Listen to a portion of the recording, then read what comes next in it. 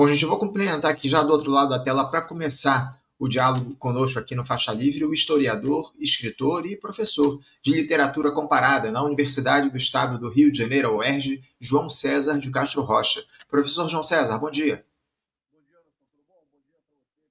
Professor, eu estou sem o seu áudio. Eu não sei se... O seu microfone está ligado, mas eu não ouço o senhor aqui. Não sei se o senhor me... continuo sem ouvi-lo. Não, eu continuo sem ouvir. Vamos fazer o seguinte, vamos tentar sair e voltar. Pois é, vamos tentar sair e voltar para ver se a gente consegue retomar o áudio do professor João César de Castro Rocha aqui no nosso programa. Estamos com dificuldades aí nesse iniciozinho de Faixa Livre. Vamos ver se daqui a pouquinho o professor volta aqui para conversar com a gente, enfim, tratar uma série de temas aí envolvendo a política nacional, a própria extrema-direita, enfim, situações importantes que a gente vai trazer nesse papo com o professor João César de Castro Rocha nesta terça-feira. Olha, está voltando aqui. O senhor me escuta bem, professor? Pois é, eu continuo sem o seu áudio, viu, professor? Não sei, eu vou até dar uma olhada aqui no microfone. Não sei se pode ser alguma coisa no microfone. Não sei se tem algum fone conectado, algum microfone conectado no computador, porque pode ser isso, às vezes acontece. Não tem, né? Eu não estou com o seu áudio aqui, não. Pois é, só pode passar para o celular, então, numa situação como essa. Se eu puder, de repente, falar pelo celular, pois é. Vai refazer aqui a conexão para conversar com a gente pelo celular, já que pelo computador a gente está com algumas dificuldades aí em captar o áudio do professor João César. Ele vai estar refazendo a conexão aqui agora pelo celular para a gente fazer esse papo aqui no nosso programa. O professor João César, que é uma figura importantíssima nesse diálogo sobre a extrema-direita, um profundo conhecedor, escreveu livros, inclusive, sobre esse tema, o bolsonarismo, enfim, o fenômeno do bolsonarismo. A gente sorteou aqui, inclusive, no programa recentemente. Ele está refazendo a conexão para participar aqui com a gente no nosso programa. Vai acessar lá pelo celular. Daqui a pouquinho a gente tem aqui o professor João César conosco no nosso programa. Eu vou até tirar aqui a conexão dele do computador, que daqui a pouquinho vai acessar pelo celular aqui, tá, pessoal? Eu estou sozinho aqui na transmissão. O Isaac ainda não está aqui comigo. Ele teve um pequeno problema. E eu estou comandando aqui sozinho a transmissão. As mensagens estão chegando, ó. A Marenilde Silva dizendo aqui, ó, bom dia, grandíssimo professor João César, um patrimônio do povo brasileiro. Estou vendo se descubro como fazer cópia dessa mente brilhante. Aí, os elogios da Marenilde Silva ao professor João César de Castro Rocha. A Marilda da Silva Ribeiro dando um bom dia. Que bom dia para você também, viu, Marilda? Obrigado pela tua participação. A Laine dizendo aqui, bom dia, verdade que Gleisi Hoffmann denunciou Moraes? Não ouvi nada a respeito disso não, viu, Laine? Uma denúncia da Gleisi Hoffmann em relação ao Alexandre de Moraes? Acho pouco provável, ainda mais diante dessa situação onde o Supremo Tribunal Federal, enfim, atua ao lado do governo Lula. O governo Lula depende do Supremo Tribunal Federal uma série de questões, né? Ainda mais diante da paralisia do Congresso Nacional e do avanço do bolsonarismo no nosso país. É o Supremo que tem, de alguma forma, tentado equilibrar aí essa situação e punir a extrema-direita no país, porque, enfim, eu acho muito pouco provável, de fato, que a Gleisi Hoffmann, que hoje é ministra da articulação política ali do governo, enfim, das relações institucionais, eu acho pouco provável que ela tenha feito essa denúncia contra o Alexandre de Moraes. Eu realmente não sei nada a respeito disso, mas obrigado pela tua mensagem, viu, Laine? O professor já está aqui com a gente, eu vou tentar trazê-lo para conversar com a gente, vamos ver. O professor, você me escuta bem, né? Zero áudio, professor. Eu não sei o que é que acontece, mas eu não consigo ter aqui o seu áudio na transmissão. Não tenho aqui. Eu estou com o meu áudio aberto aqui, está funcionando, estou ouvindo plenamente, mas infelizmente eu não sei o que acontece, que está difícil a gente fazer essa conexão de áudio com o professor João César. É um papo importante que a gente vai bater, ainda mais diante dessa situação onde o Eduardo Bolsonaro deu uma entrevista aí. Eduardo Bolsonaro, filho do ex-presidente Jair Bolsonaro, que está atualmente lá nos Estados Unidos, aliás, é alvo, inclusive, de um inquérito do Supremo Tribunal Federal, e pode ser candidato à presidência da República. O professor está voltando aqui, eu acho que agora a gente vai conseguir, eu acho que ele está pelo celular agora, vamos ver se vou colocá-lo aqui na tela. Professor, conseguimos agora. Olha, bom dia, me escutam? Ouço sim, professor, ouço sim. Quero agradecer, obrigado pela sua presença aqui com a gente, mais uma vez. Imagina, uma alegria, Anderson, bom dia a você, bom dia a toda a audiência. Professor, eu queria começar já fazendo um papo sobre o cenário político aqui no nosso país, essa situação difícil que o governo Lula enfrenta diante das polêmicas que são criadas, essa situação agora envolvendo o IOF, as pressões lá do Congresso Nacional para o governo voltar atrás nessa medida de ampliar, aumentar o imposto sobre operações financeiras, enfim. O governo está nessa situação, ainda tem aí os efeitos dessa crise do INSS, e saiu uma pesquisa, inclusive, na última semana, a pesquisa Atlas Intel, sobre a popularidade do governo do presidente Lula. Eu vou até tentar trazer aqui a imagem dos números aí dessa pesquisa Atlas Intel, que mostram aí a aprovação muito baixa do governo, para colocar aqui na tela. Está aí. O governo tem a reprovação do governo nessa pesquisa que foi divulgada na última sexta-feira. A reprovação passou de 50,1% para 53,7%. Já a aprovação teve uma pequena queda de 0,7 ponto percentual, passando de 46,1% para 45,4%. Óbvio que essa é só uma pesquisa, a gente precisa, obviamente, aguardar para ver o que mostram os demais institutos, mas ainda assim é algo que preocupa, essa alta aí de 3,6 ponto percentual na desaprovação do governo. Parece que aquele episódio ainda do INSS está produzindo efeitos, né, professor? Eu queria que o senhor falasse um pouco sobre essa pesquisa e o que ela pode nos dizer em relação ao momento que o governo Lula atravessa. Bom, vamos lá.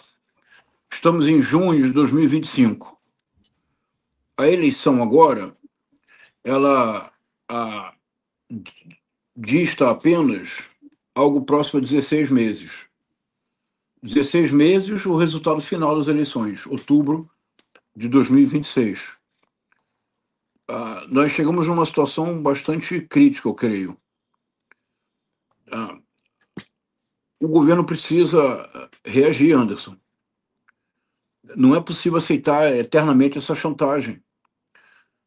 Há uma tentativa de estabelecer um aumento do imposto sobre operações financeiras.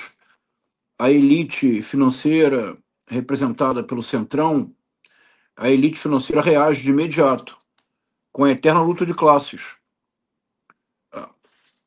Não se cogita cortar super salários ou modificar o regime especial da aposentadoria dos militares. O que se cogita é de não transferir para os benefícios sociais, o BPC, Bolsa Família, os aumentos do salário mínimo, uma vez que a proposta veiculada pelo Armínio Fraga de congelar aumento real do salário mínimo por 6 anos, parece que não vingou.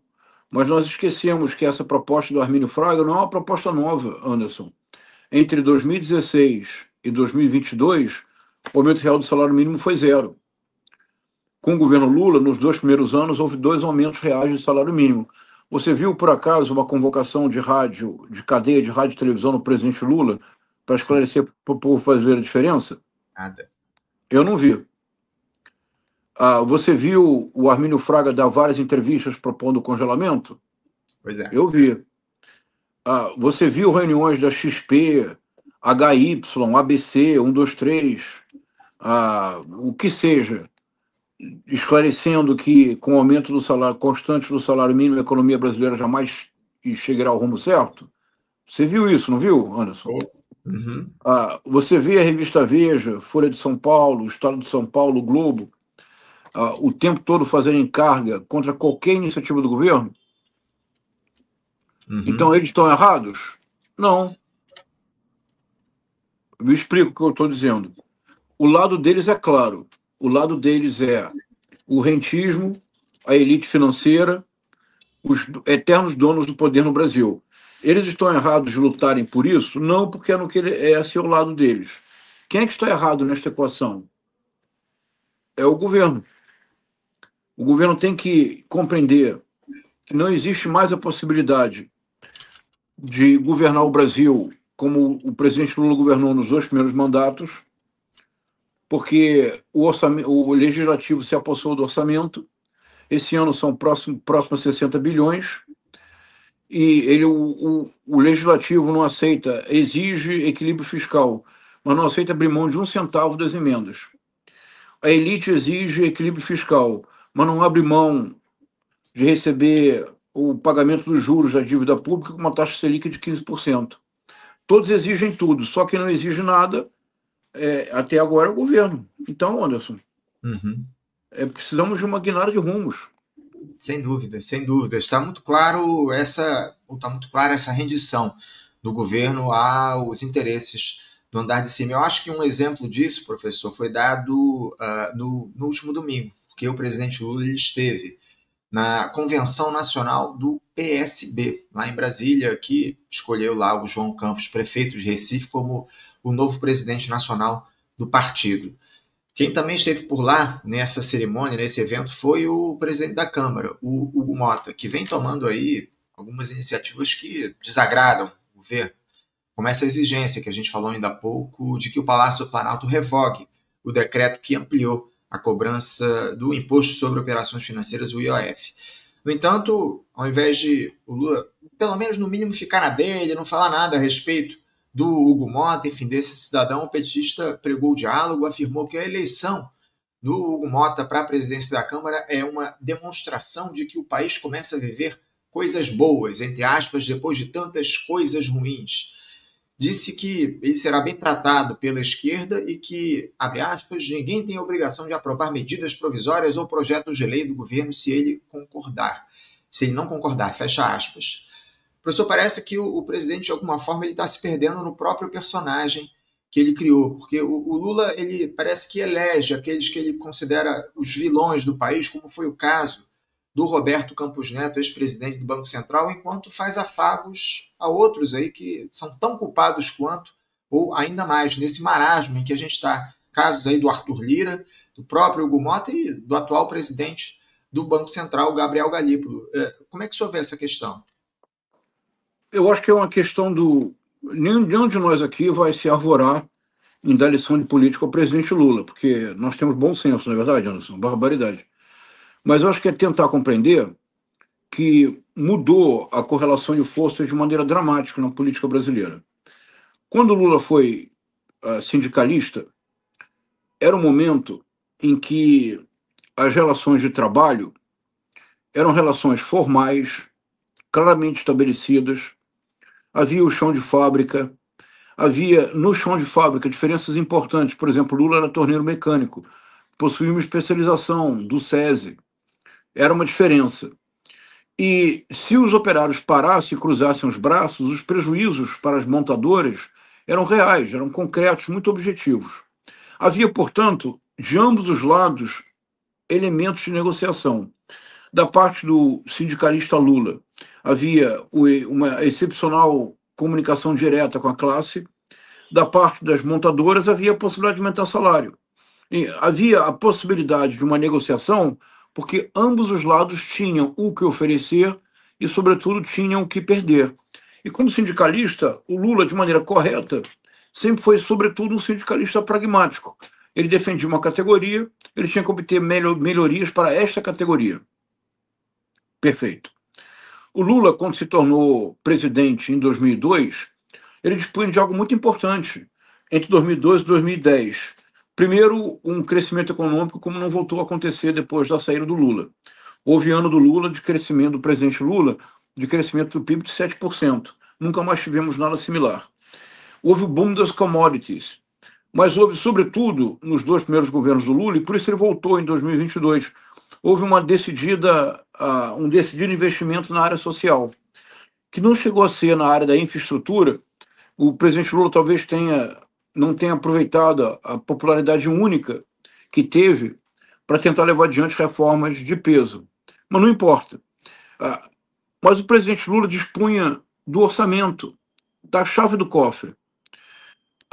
Com a criação do chamado orçamento secreto, com um conluio Bolsonaro-Lira, intermediado pelo general Luiz Fernando Ramos, na criação do orçamento secreto, tudo mudou.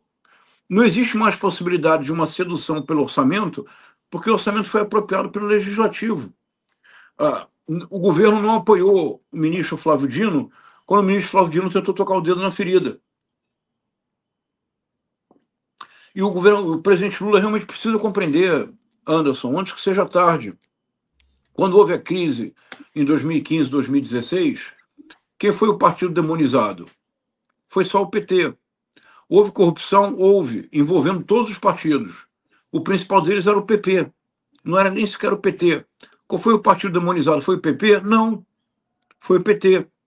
Qual foi o líder político que foi para a prisão? Anderson, qual foi o líder político que foi para a prisão num processo eivado de ilegalidades e de arbitrariedades, como hoje está claro? Hoje ninguém, só os oportunistas continuam acreditando no processo levado adiante pelo Sérgio Moro. Mas quem foi para a prisão, Anderson? Foi o presidente Lula. Quando chegar o momento da crise, a elite vai rifar mais uma vez o PT e o presidente Lula. Então é importante compreender que a popularidade continuará caindo se não houver medidas concretas para o povo. Se não houver enfrentamento real. Eu tenho certeza, eu tenho uma forte intuição de que se o governo vai adiante e perde, convoque-se uma cadeia de rádio e televisão, vamos mobilizar as pessoas. Só quem politiza neste país é a extrema-direita. Uhum. O Nicolas Ferreira faz uma fala no Senado defendendo o cerceamento às redes sociais do Trump. O governo não aproveita, não torna isso tema. É complicado, Anderson. É um pouco complicado.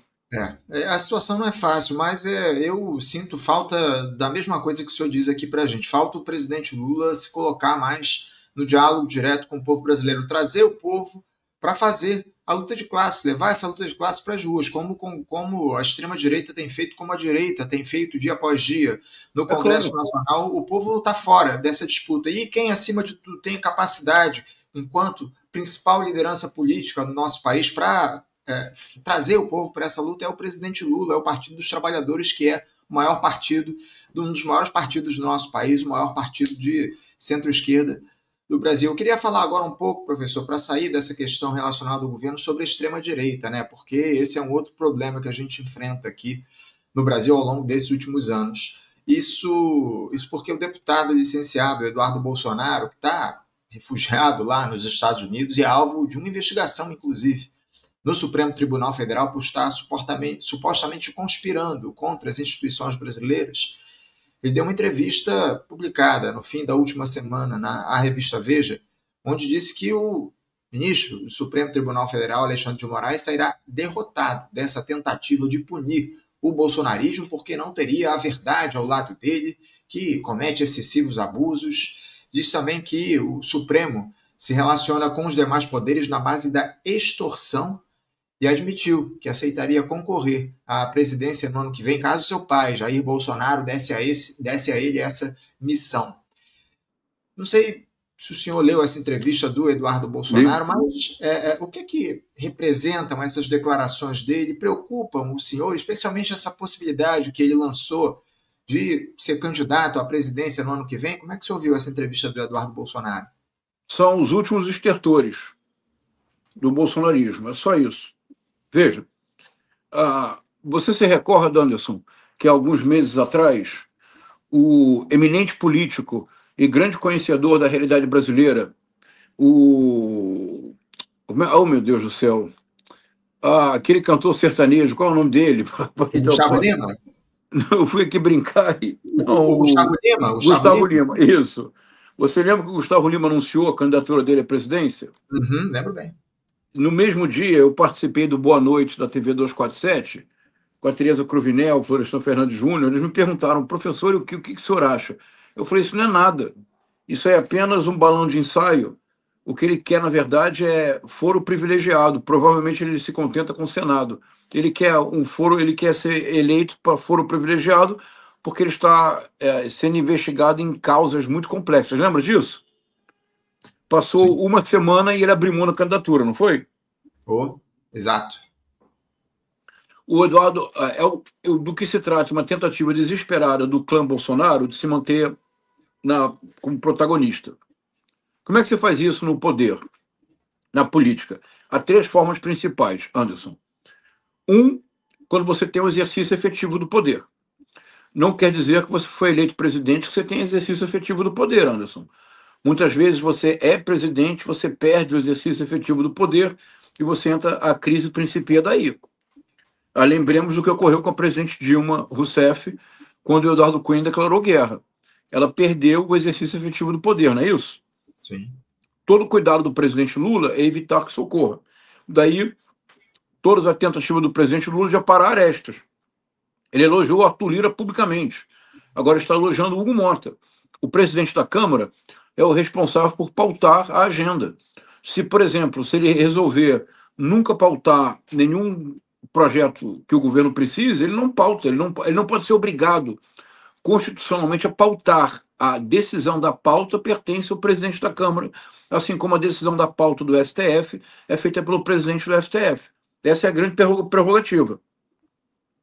E o presidente da Câmara é aquele que acolhe ou não um pedido de impeachment. Ou seja, o pedido de impeachment só chega no plenário para ser votado se o presidente da Câmara o acolher. Então, esse é o grande poder do presidente da Câmara. É isto que está em jogo, não é outra coisa. Então, o poder, exercício efetivo. O poder, se o exercício não for feito, o vácuo não existe. Mas há algo que é, às vezes, mais vertiginoso do que o próprio exercício do poder, Anderson. É a promessa do poder. Nós vemos movimentações políticas em torno a nomes que são promessa de poder, não são poder efetivo. Por exemplo, o governador Tarcísio de Freitas. Há uma blindagem em curso de tudo que acontece em São Paulo, nada vem à tona, nós não sabemos de nada. A educação em São Paulo está sendo destruída. Inúmeros professores do sistema estadual de São Paulo estão pedindo exoneração porque há uma destruição sistemática da educação em São Paulo. A água, a privatização da Sabesp é verdadeiramente desastrosa. Contas de água aumentaram 200% e os CEOs, bonito isso, não é, Anderson? CEO, os CEOs da Sabesp se deram um aumento de 600% e compraram a Sabesp na Bacia das Águas. Então há uma blindagem em torno do Tarcísio de Freitas, porque vê-se nele a promessa do poder. O que o Eduardo Bolsonaro pretende ao anunciar a candidatura é sugerir que o clima Bolsonaro continue sendo promessa de poder. Caso contrário, em breve, eles não vão nem receber café frio. Não vão nem receber, não chegará na mesa deles nem sequer café frio, que é a famosa imagem da transferência do poder. Chega no final do poder, o copeiro só traz café frio. O copeiro, ou seja, acabou. Então, a tentativa dele de dizer que ele será candidato à presidência é simplesmente para que ele continue recebendo café quente na mesa. O café está escasseando. O café está escasseando, o café estava cada vez mais caro nos supermercados, viu, professor? E é importante a gente estar atento a tudo isso num cenário onde o agronegócio segue sendo o motor da nossa economia, lamentavelmente, o agronegócio segue sendo o motor da nossa economia, uma economia primarizada. No primeiro trimestre, o agro teve 12,2% de alta. Isso influenciou demais o aumento do PIB no primeiro trimestre. A gente vai até tratar disso daqui a pouquinho. Me permita um breve comentário? Sim, fica à vontade. Eu peço que você faça para quem vem, qual é o economista? O José Luiz Fevereiro. Então, por favor, peça para que ele comente um ponto importante, que eu acho que, pelo avesso, demonstra a falácia da luta de classes da extrema-direita. Vamos lá. Pergunte para ele, por favor, se o agronegócio teria os resultados expressivos que possuem sem o subsídio do Plano Safra. Isto é, o agro brasileiro existiria sem o investimento estatal? Se ficar claro que não, fica claro também que o equilíbrio fiscal, cuja única finalidade é transferência de renda para as elites financeiras, condenará o país a uma miséria absoluta. Porque se o agro é o que é, porque tem investimento estatal, então nós precisamos replicar o modelo do agro para toda a economia brasileira. O problema, professor, é evidente, não precisa nem Zé Luiz para responder essa pergunta. É evidente que o agro sobrevive, acima de tudo, um plano safra que deu mais de 400 bilhões de reais. É isso que eu estou dizendo. Exato. Agora, a grande questão é que esse modelo do agro, como o senhor diz, deveria ser replicado especialmente para a indústria. O país, justamente, ele é basicamente hoje no Brasil, o agro é exportador. Ele exporta os produtos para acumular riquezas, enquanto o Brasil propriamente tem ganhado muito pouco a partir dessa lógica de primarizar a nossa economia. Essa é a grande questão. Mas voltando aqui, professor, à extrema-direita, eu queria novamente só questioná-lo a respeito dessa situação envolvendo Eduardo Bolsonaro. Essa possibilidade dele se lançar candidato à presidência da República deve preocupar o governo Lula? Não, pelo contrário. Vamos lá. Do ponto de vista objetivo, não, porque não acontecerá. Me expresso mal, aqui ninguém é evidente. Do ponto de vista objetivo, as condições para que ele seja candidato à presidência da República só poderia ser um partido, que é o PL, não há outro. O Eduardo Bolsonaro não possui rigorosamente nada do carisma do pai, do Jair Messias Bolsonaro. É claro que ele herdaria um espólio grande, porque o Eduardo Bolsonaro é filho. Ao mesmo tempo, o Eduardo Bolsonaro não contaria com o apoio que, por exemplo, um Tarcísio de Freitas já conta da mídia corporativa e da elite financeira. Então, se o Eduardo Bolsonaro se lançasse à presidência da República, favoreceria uma radicalização como a de 2022, que seria muito benéfica para o projeto de reeleição do presidente Lula. Mas, do ponto de vista objetivo, não há condições do Eduardo Bolsonaro sequer me imaginar que ele possa disputar uma presidência da República com chances reais de vitória. Para nós, do campo progressista, seria maravilhoso que ele, de fato, que se ele for o candidato, ótimo.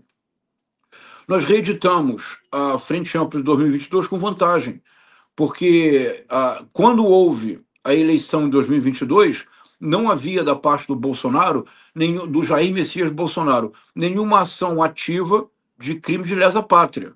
Havia uma subserviência, uma submissão, I love you, Trump, continência bandeira americana, mas não havia uma ação objetiva e concreta nesta direção. O Eduardo Bolsonaro, o clã Bolsonaro, na tentativa desesperada de salvar o Bolsonaro, destruiu o bolsonarismo, porque não pode haver patriotismo na terra estrangeira. Há inúmeras declarações do Eduardo Bolsonaro dizendo que ativamente busca sanção contra o ministro Alexandre de Moraes nos Estados Unidos. O bolsonarismo se incompatibilizou com o judiciário de maneira definitiva e o bolsonarismo contou com muito apoio no judiciário. Veja, está cada vez mais claro que o Procurador-Geral da República não foi apenas um engavetador, mas em alguns casos ele foi colaborador do governo Bolsonaro em situações propriamente constrangedoras para ele, Augusto Aras. Isso está vindo à tona agora. O Bolsonaro teve uma relação curiosa com o Dias Toffoli, uma relação curiosa, de abraços, ir da sua casa. O Flávio Bolsonaro teve o processo da rachadinha suspenso no Supremo Tribunal Federal. Acabou. Não haverá mais leniência com os Bolsonaro, porque eles estão claramente deixando a mensagem explícita para todos. Subserviência total a Jair Messias Bolsonaro ou guerra imperialista. Então, a possibilidade do Eduardo Bolsonaro ser um candidato sério à presidência é nenhuma. E não podemos esquecer de um ponto importante, Anderson. O Eduardo Bolsonaro está cometendo crime de lesa pátria. Veja, nem Plínio Salgado, integralista, não houve, sejamos aqui, como sempre, honestidade intelectual, durante a ditadura militar não houve nenhum general tão entreguista, tão lacaio, tão servil, tão submisso, tão subserviente, tão traidor de pátrias quanto Eduardo Bolsonaro. O Eduardo Bolsonaro está agora nos Estados Unidos tentando articular com o governo Trump sanções à Suprema Corte brasileira. Isso é um crime de lesa pátria. Então, a possibilidade de que ele se torne inelegível não é pequena. A possibilidade de que ele responda por crimes é grande. Então, a possibilidade do Eduardo Bolsonaro ser candidato à presidência com seriedade, eu diria que nenhuma.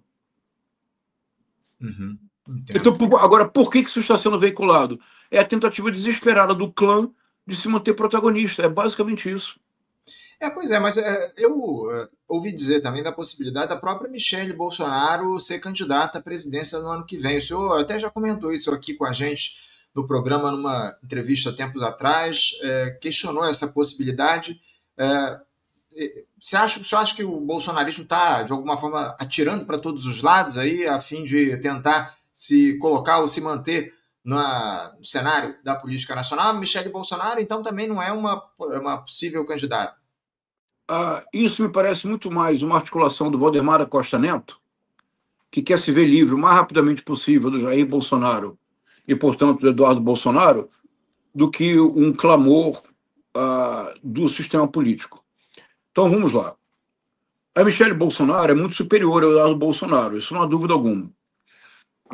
Tem um discurso mais natural, domina completamente a retórica de certos grupos evangélicos, tanto a retórica verbal quanto a linguagem corporal.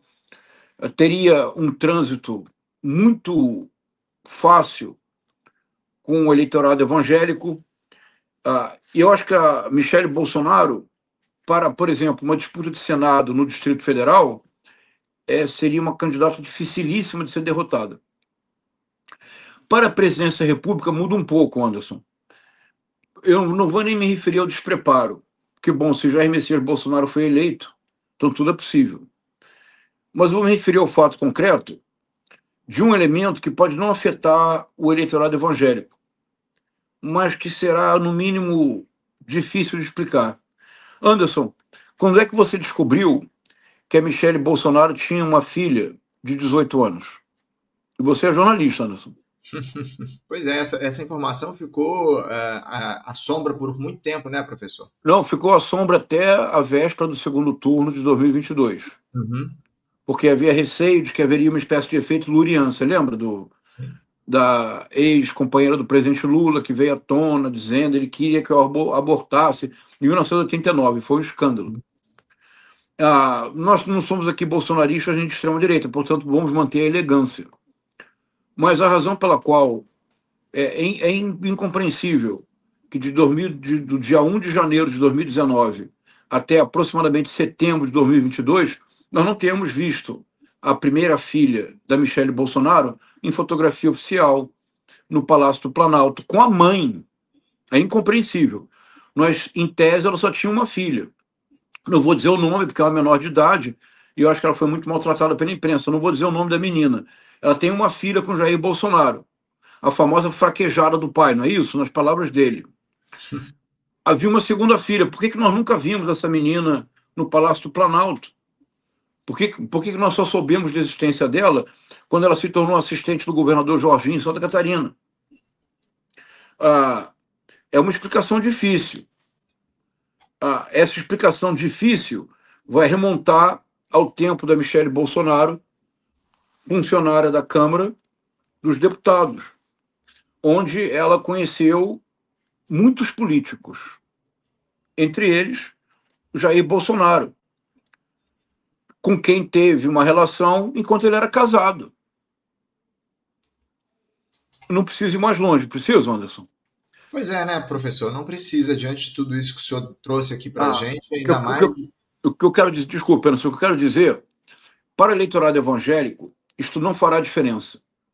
Porque para o eleitorado evangélico, uma vez que você se converte, você começa a vida nova. E por mais que você tenha cometido pecados ou desvios anteriormente, o batismo consagra uma nova vida. Você é nascido de novo em Cristo. E, na verdade, é o oposto. Quanto mais pecados você tenha cometido, maior é o poder, não seu, mas do Redentor. É apenas mais evidente a graça com a qual a sua vida foi, por assim dizer, lavada no sangue de Jesus e você agora é renascido. Para o eleitorado evangélico, não será exatamente um abalo, mas histórias similares podem começar a circular e nós podemos começar a nos fazer perguntas. Quer dizer, que casamento perfeito é esse em que nós nunca vimos juntos Jair Bolsonaro e Michele Bolsonaro? Uhum. Mesmo na manifestação no Rio de Janeiro, eles ficarem em hotéis separados.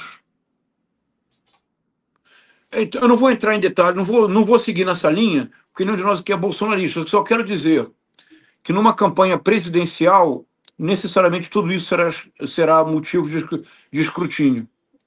Sem dúvida alguma. Professor, eu quero trazer um outro personagem aí que representa essa extrema-direita. Eu me refiro ao Nicolas Ferreira. Nicolas Ferreira, deputado federal por Minas Gerais, enfim. Ele quebrou o silêncio sobre esse caso envolvendo a prisão do seu primo, o Glaycon Ranieri de Oliveira, após ser interceptado pela Polícia Federal com 30 quilos de maconha no porta-malas do carro em Uberlândia, no último dia 23 de maio. Numa entrevista no domingo para o site Metrópolis, o deputado disse que qualquer pessoa que cometa crime tem que pagar. Palavras aí do Nicolas Ferreira. Agora, essa lógica do punitivismo parece que ela segue sendo defendida com unhas e dentes pela extrema-direita, mas até a página 2, porque eu não vejo, por exemplo, o Nicolas Ferreira defendendo a prisão do Jair Bolsonaro diante desses inúmeros, incontáveis crimes que ele cometeu. O senhor vê um certo punitivismo seletivo por parte do Nicolas Ferreira e dessa extrema-direita? Vejo, mas eu vou escandalizar a você e a todos. Eles estão certos. O que eu quero dizer com isso? Quero dizer com isso que eles têm um adversário claro. Qual é o adversário do Nicolas Ferreira? É o presidente Lula. Por quê? Porque o presidente Lula representa uma possibilidade real e objetiva de diminuir a desigualdade social que estrutura a formação brasileira. E para eles, há uma disputa em curso que sempre houve no Brasil. Todas as crises políticas brasileiras são momentos de inclusão da classe trabalhadora, Anderson. O Getúlio Vargas é odiado. Por quê?